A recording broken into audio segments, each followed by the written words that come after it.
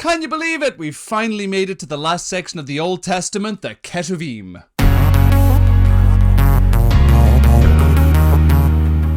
Okay, let's start with a little bit of the historical background so we can understand where we are. The Torah begins with the creation of the universe, then tells the story of the patriarchs, Abraham, Isaac, and Jacob, then tells us the story of the Israelites being in slavery in Egypt and their exodus from Egypt into the promised land. Then we have the section of Joshua and the Judges, which tell us about the early days of the Israeli kingdom. Then we move into the section of monarchy, beginning with the kingdom of Saul and then moving into the kingdom of David. David rules over a united kingdom with its capital being in Jerusalem. A few generations after David, the kingdom splits into the northern kingdom of Israel and the southern kingdom of Judah, with the remainder of the prophets discussing the monarchy in both of these systems. Assyria destroys the northern kingdom of Israel in 722 BC. This destruction is told by prophets like Isaiah, Micah, and Nahum. Then Babylon destroys the southern kingdom of Judah in 587 BC, and the Babylonian prophets tell of this destruction people such as Jeremiah, Ezekiel, and Daniel. After this destruction, the majority of Jews are spread out throughout various locations throughout the Assyrian and Babylonian Empire. While the 10 northern tribes were separated and put in various parts of the empire and sort of lose their identity over time, but the southern tribes of Judah, being Judah, Benjamin, and the Levites, stay together and form a distinctly Jewish community within Babylon. Eventually, the Persian Empire comes in and destroys the Babylonian Empire, the Persian Empire being led by Cyrus the Great. Cyrus the Great writes the Edict of Cyrus, which declares that the Jews should return to their homeland and rebuild the city of Jerusalem and their temple. Starting with this decree, we enter into the writings of the Ketuvim. So what are the Ketuvim? The Ketuvim, or the writings as they're more popularly called, are the story of God's redemptive work and fulfilling of his promises. The particular emphasis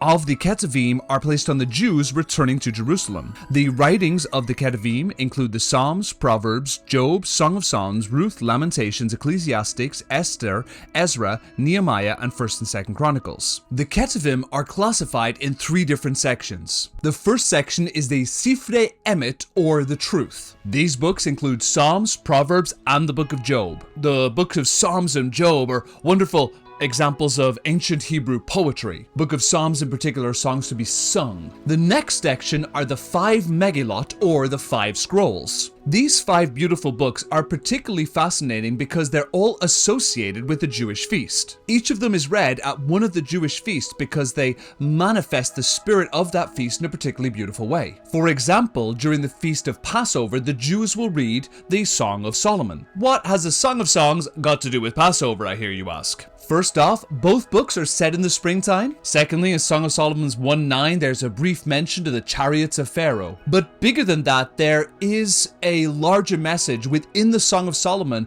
about the love of God. While the book of the Song of Solomon is a beautiful love story between 2 lovers, many theologians have thought that it had a metaphorical quality which represents God's love for his people. Some people read the Song of Solomon as being about a woman and her lover, but other people believe there are in fact 3 characters within the Song of Solomon. First being the woman, who represents the people of Israel. Second being a king, who is likely King Solomon, but in this metaphorical story, he represents Pharaoh. And the third being a young shepherd boy who would represent the God of Abraham, Isaac, and Jacob. Many people have read the Song of Solomon as being a story about a woman who is betrothed to the king, but in fact her heart belongs to a lowly shepherd boy. We read in the Song of Solomon there is a woman, and a king comes in and praises her and talks about how wonderful she is and how beautiful she is and how much he wants to marry her, but she seems to be seeking out another party who would be a shepherd boy. Now the woman being Israel is bound to Egypt, who would represent the king in this respect, or the Pharaoh. This is hinted at in Song of Solomon 1:9.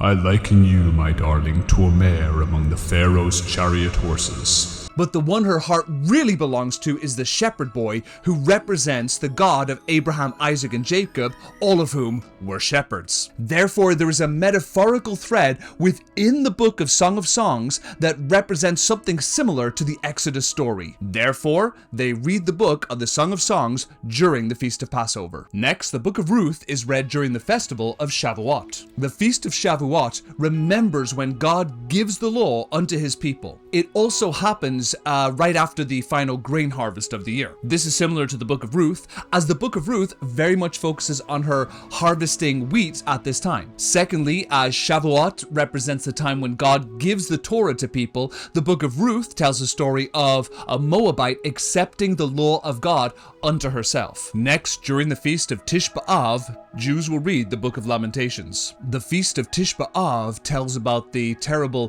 tragedies that have befallen the Jewish people. And as the book of Lamentations is mourning the destruction of Jerusalem, it is a very appropriate book to read at this time. The book of Sukot, often called the Festival of Tents, memorializes the time when the Jews have been itinerant or homeless or were living in tents. The focus of this festival is the rejection of materialism and being grateful for what you have. The book of Ecclesiastes is particularly important at this time as it talks about the rejection of materialism and the futility of building up wealth and trying to be greedy, making Ecclesiastes the perfect book to read during the festival of Sukot. And finally, they read the book of Esther during the festival of Purim. The festival of Purim celebrates the Jews being saved from slaughter and a victory against the Achaemenid Empire. And this story is told in perfect detail within the book of Esther. The final section of the Ketuvim is the other books. Kind of a boring name when you gave the other ones like really cool Hebrew things and gave them their own festivals and stuff. You kind of looks like you got a little lazy towards the end there, guys. The other books are Daniel, Ezra and Nehemiah, and 1st and 2nd Chronicles. Unlike within the Christian canon, Ezra and Nehemiah are one book and 1st and 2nd Chronicles are also one book. Woo! We did it! We covered like all the canonical books of the Old Testament. Way to go! They're all so interesting and they have so much richness to them.